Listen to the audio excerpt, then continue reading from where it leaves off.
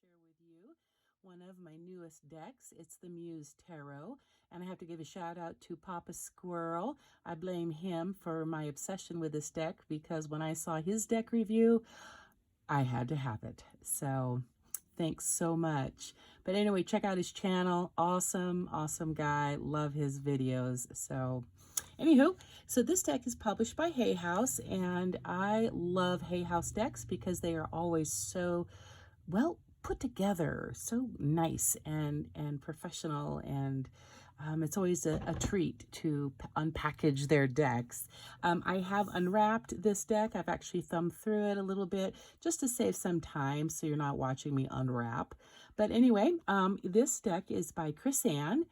She is also the creator of the wonderful Light Seers Tarot. So another shout out to her. Fantastic deck, and I'll be doing a deck review on that one as well. The artwork is by Valentina Abusaba, and this deck has a rather unique presentation in so much as it is very all kinds of just abstract digital images that are layered upon each other, and normally that is not my style, but there is something about this deck that I find just so magnetic and appealing. So I'll shut up now and let's get into it. So it does come in a really nice hard box. These are always fantastic for storage on a bookshelf, and you don't have to worry about the deck getting damaged like in those tuck boxes. So let's go ahead and get going. All right. So we have a nice guidebook. It is not in color, but it doesn't really need to be for me. She goes over each of the meanings of the card, gives you keywords and various prompts and alignments, and she gives you some poetic insight. There's rituals you can do with the cards. In the front, she's got layouts that you can do. Let me see if I can find one here. Or maybe it's in the back. My bad. Anyway, they're in here somewhere. I've seen them. Nice little stout book. I'm all about the book. That's really important to me because actually I do read them. Many people do not, but I enjoy reading what the deck creator has to say, what inspired them to make this deck. So great little book. I'm excited to get into it. All right, so the cool thing about this deck too is look at the decorative work and the time that they took to make it just a lovely little presentation. Look at the inside of this one. There is magic in truth. There is truth in my veins, and where my blood speaks and soothes, and my mind has no reins. Nice packaging. Love it. A friend of mine actually that I showed this to, he thought it might be just a little too girly. And I have to admit, I kind of agree. I find it so beautiful and so soothing to look at. What's really nice is the cards are reversible, so that you don't ever have any of those giveaways. The finish is just a really nice matte, semi-matte. And the cardstock, they are super stout, heavy cards. I love that too. I did shuffle them earlier and they shuffled okay.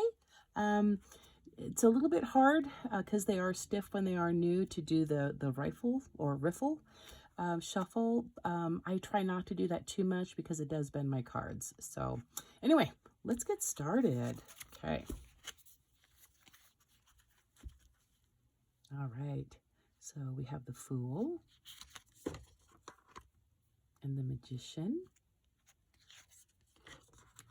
the High Priestess. This is probably one of my favorite cards in the deck. There's about 3 of them that I just love, and she's one of them. The Empress.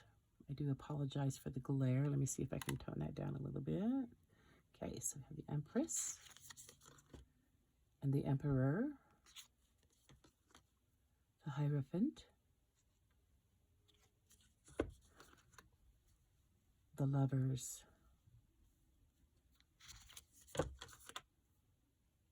the Chariot, Strength, This is actually one of my favorite ones. I've always loved the Strength card. We have the Hermit, very much indicative of the energy of the Hermit card. One of the things about this deck I do have to say is while it does follow the RWS, I wouldn't think that this would be the best beginner deck just because of many of the abstract concepts. Yet on the other hand, it really requires you to dig deeper into each of the images of the card and kind of tap into your intuition for your own meaning. So here we have the Wheel and Justice and the Hanged Muse. I find that one kind of interesting as well. Okay, this has to be my all-time favorite card in this deck. I just think this death card is exquisite. Oh, and it's so full of depth and layers. Temperance. The Devil. The Tower. Interesting how it's actually upside down. That can lead to a lot of different insights and perspectives when reading this card, or when it shows up in a reading. Here we have the Star. And the Moon. Ooh, that one's gorgeous. Sorry for the shaking. I'm getting a little bit closer so you can see the cards. The Sun. This one absolutely also evokes or conveys the image of the Sun card. Very bright and brilliant and warming, and it just kind of makes you feel good inside. Awakening. This is to replace Judgment. The World Cosmos, which is the world. Now, one thing in this deck is Chris-Anne has tweaked the suits just a little bit. So emotions, for you experienced readers, this is going to be Cups. So we have the Ace, the Two of Emotions, Three of Emotions,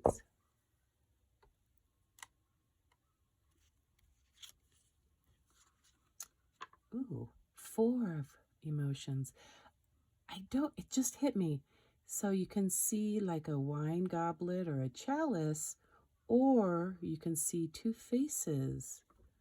Well done. Oh, that is exceptional. We have the Five of Emotions, Six of Emotions, Seven. Oh, the Eight. Yep, that's definitely the Eight of Cups. That one just absolutely resonates. Great, great, great portrayal of the energy of the card. Right, so we have the Nine of Emotions, the 10 of Emotions. I always call this my happy ever after card. The Page, the Knight of Emotions, oh, the Queen of Emotions. This is my other favorite card. I think she is so exquisite and so regal. What a beautiful, beautiful display of who she is. Ah, interesting. So there are no kings in this deck. They are called the Muse. So this is the Muse of Emotions. Next, we have the Inspiration suit, and that is her wands. So there's our Ace, the Two of Inspiration, Three of Inspiration, Four, here's Five, Six, the Seven, absolutely the Seven of Wands. That really captured the whole essence of that card as well. Ah, yes, the Eight of Wands on the move. Yeah, love this one too. We have the Nine of Wands, the 10 of Wands, the Page of Inspiration, the Knight of Inspiration. He definitely is on fire, and he has got places to go and things to do. Queen of Inspiration. Love that aura, the sun. It definitely looks like she is receiving and is able to share some unique insight. Beautiful. Here we have the Muse of Inspiration. Ace of Voices. So Voices is the suit of swords. Two of Swords, or Two of Voices. Three of Voices. Four of Voices. Okay, I just have to tell you, I don't know about you, but with my work schedule lately, that is where I want to be. Five of Voices. Oh, gorgeous. Six of Voices. Oh, goodness, sorry. Seven of Voices. Eight of Voices. Yep. That's the Eight of Swords, all right. Wow. Very profound. That definitely also captures the energy of the card. You can just feel it. Here we have the Nine of Voices. 10 of Voices. The Page of Voices. The Knight of Voices.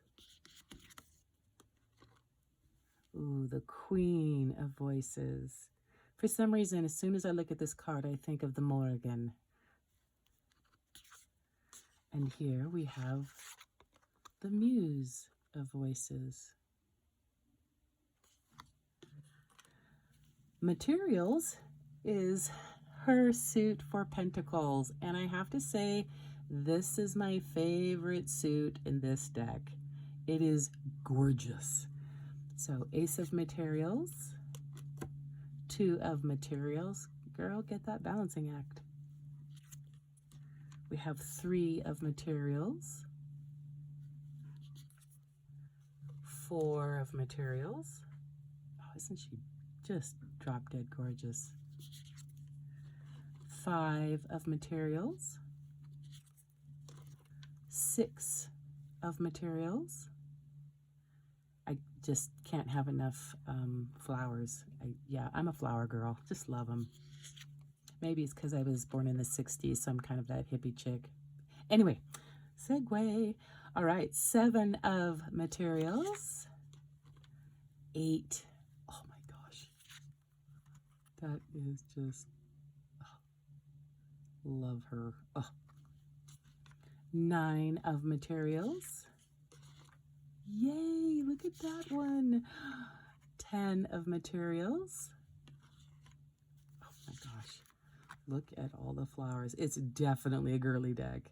Or it's a deck for anyone that thoroughly enjoys the colors and the flowers.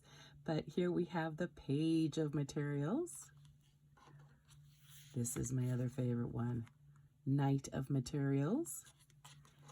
We have the Queen of Materials.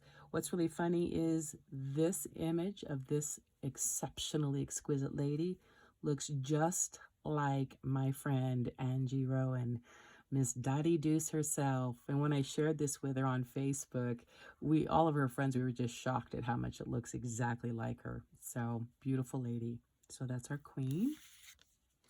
And last but not least, we have our Muse of Materials. So that's it for the Muse Tarot. I hope you enjoyed this deck, and I hope you go and get this deck and just love on it like I do. So thank you for taking the time to watch. And again, a shout out to Papa Squirrel. I blame him for my obsession with this deck. And check out his YouTube channel and show him some love and tell him the Eclectic Muse sent you. But anyway, be blessed and absolutely be abundant.